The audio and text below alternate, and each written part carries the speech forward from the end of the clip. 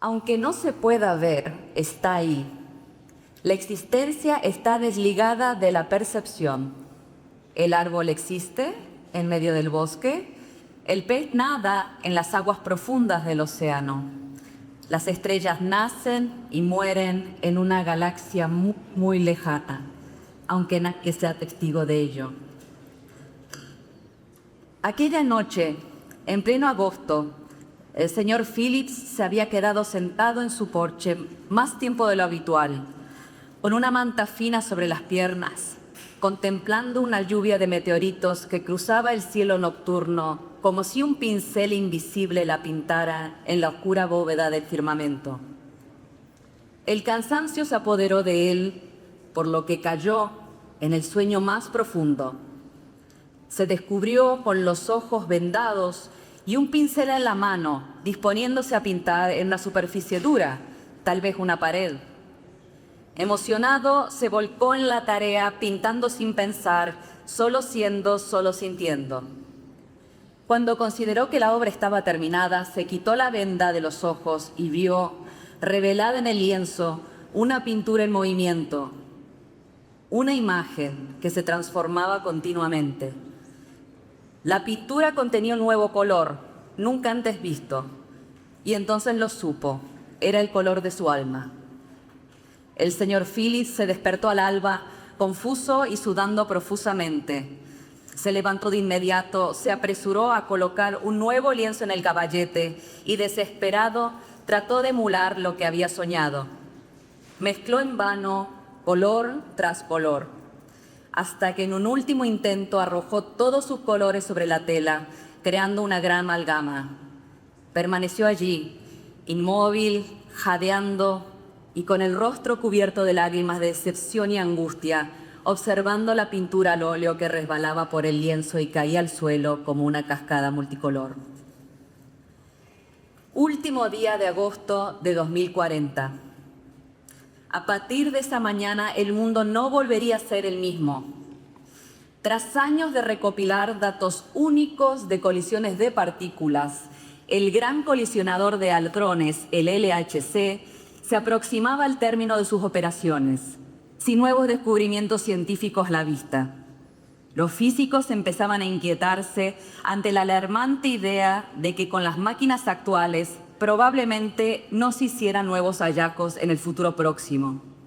Los 4 grandes detectores del LHC, Atlas, CMS, LHCb y ALICE, ya habían analizado los datos de múltiples formas con la ayuda de la inteligencia artificial y centros computacionales, que hasta el momento solo proporcionando una confirmación sólida del modelo estándar de la física de partículas.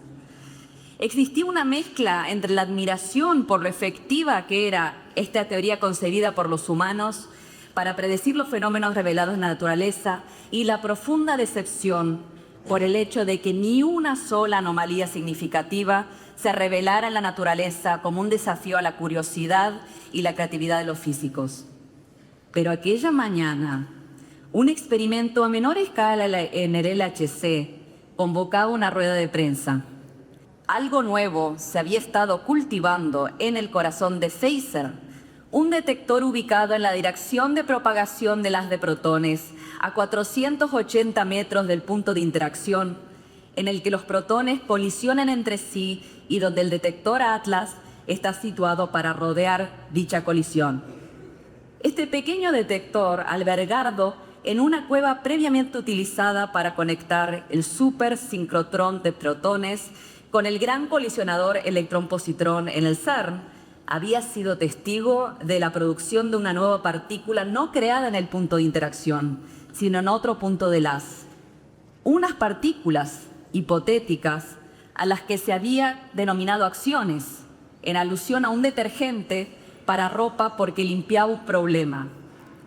Habían sido producidas por fotones, que son las partículas fundamentales asociadas con la interacción electromagnética, creadas en el punto de interacción y colisionadas con un absorbente de partículas neutras, una barrera en el detector, en un proceso parecido al siguiente diagrama de Feynman que tienen todos ustedes. Así, las visualizaría mentalmente un físico de partículas teórico, mientras que en la mente de un físico de partículas experimental sería algo así.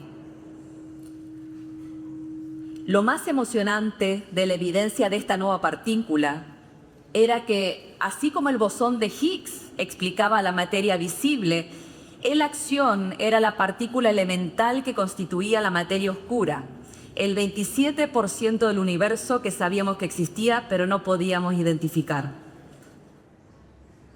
Alicia derramó lo que le quedaba del té de la mañana al leer las noticias en su periódico digital.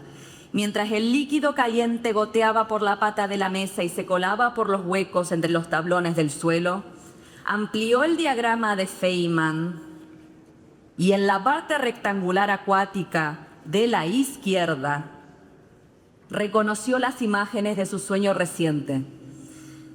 Desde la izquierda había observado la parte derecha, oscura y desconocida. Sin cambiarse siquiera, salió a toda prisa de su casa y pedaleó hasta la universidad, donde giró a la derecha rumbo al edificio del departamento de física.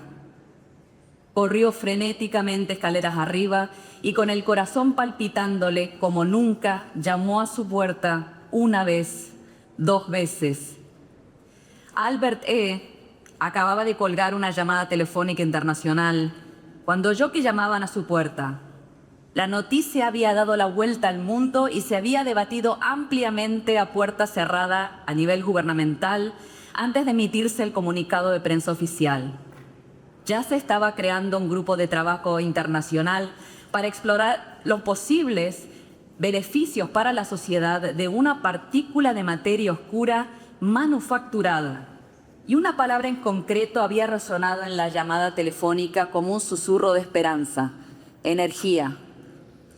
Habían propuesto a Albert liderar dicho grupo debido a su vasta experiencia en la materia y a su creatividad infinita para la resolución de problemas. Y él había aceptado sin vacilar, sin el menor rastro de duda en la voz. Pero nada más colgar el teléfono, empezó a temblar de pura euforia. Absorto en sus pensamientos, finalmente oyó la llamada persistente en su puerta e hizo pasar a su visita. Cuando Alicia hubo concluido su detallada explicación, Albert se quedó reflexionando y luego, sin pronunciar una sola palabra, se puso a revisar sus viejas notas, esbozos de trabajos anteriores, perdidos en los estantes polvorientos, preservados así en su anonimato. Entre nubes de polvo, Albert se enderezó triunfante, agarrando una carpeta de notas escritas 20 años atrás. Tras revisarlas un momento en silencio, empujó uno de los papeles sobre el escritorio en dirección a Alicia y dijo: aquí está, el barrio oculto. Un mundo paralelo hipotético, como el nuestro, pero hecho de materia oscura. Tal vez sea esto lo que estaba tras esa cortina de agua.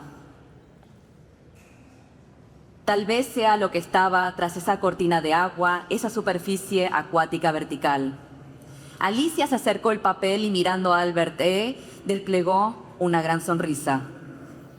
A medida que el proyecto energético con materia oscura cobraba forma, la noticia empezó a aparecer en los periódicos en todo el mundo. Un tipo de esperanza para la humanidad, para quienes querían creer en el cambio positivo.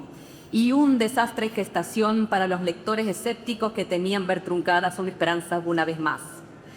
Acciones en acción fue el lema que recogió el grupo de trabajo. Un juego de palabras para intentar conectar con el gran público. A esas alturas, Albert era una figura conocida, el rostro del futuro. Un futuro en el que el planeta podía tener la oportunidad de recuperarse y los humanos podrían seguir usando energía para su supervivencia. Una tarde lluviosa de otoño de 2040 en Londres, amantes del arte acudieron a la primera exposición del señor Phillips, celebrada en el Reino Unido.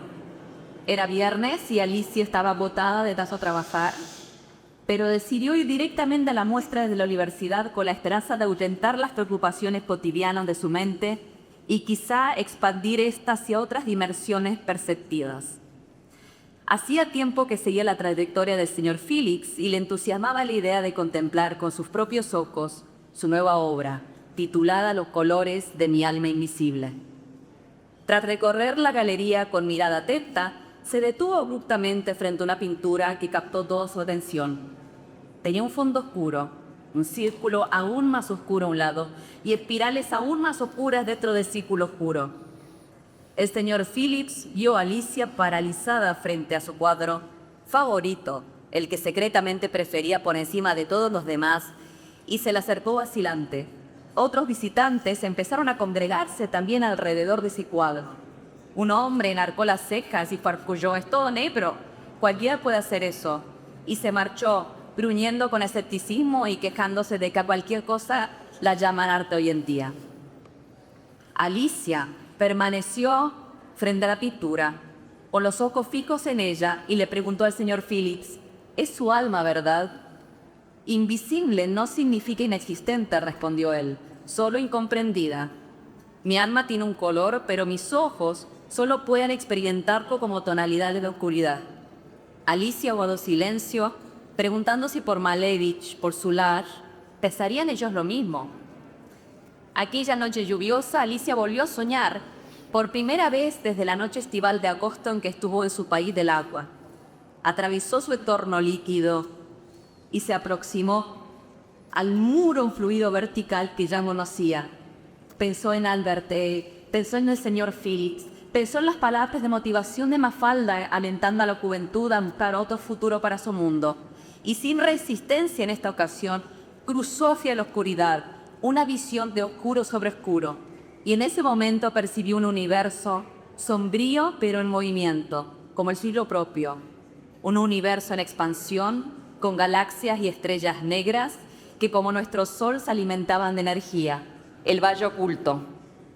En ese preciso instante, a las 4 de la madrugada, Alberte se despertó jadeando y dijo en voz alta: «Fusión de la materia oscura».